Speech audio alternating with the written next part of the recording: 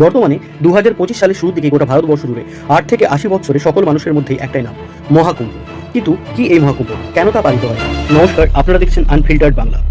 কুম্ভ মেলা হলো হিন্দু ধর্মের মানুষের কাছে একটি পবিত্র স্নান উৎসব।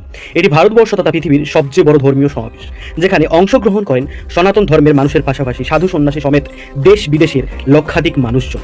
কুম্ভ মেলা নদীতে পবিত্র স্নানের মাধ্যমে পালিত হয়। ভক্তরা বিশ্বাস করেন যে এই পবিত্র স্নানের মাধ্যমে পাওয়া যায় সকল প্রকার পাপ থেকে মুক্তি। 2025 সালের এবছরের মূল আকর্ষণ হলো এই মহাকুম্ভ মেলা। এই কুম্ভ মেলা অনুষ্ঠিত হতে চলেছে 144 বছর পর। 12 বছরের পূর্ণ কুম্ভের পর আসে এই দিন।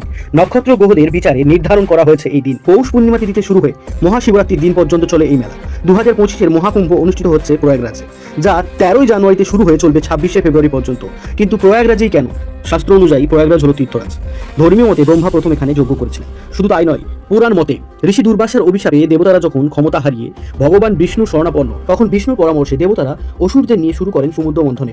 অবশ্যই অমৃত কুম্ভের আবির্ভাবের সাথে সাথে অসুর ও দেবতাদের মধ্যে শুরু হয় ভয়ঙ্কর লড়াই। সে সময় দেবরাজ ইন্দ্রের ছেলে জয়ন্তের হাতে কলস তুলে দেন বিষ্ণু।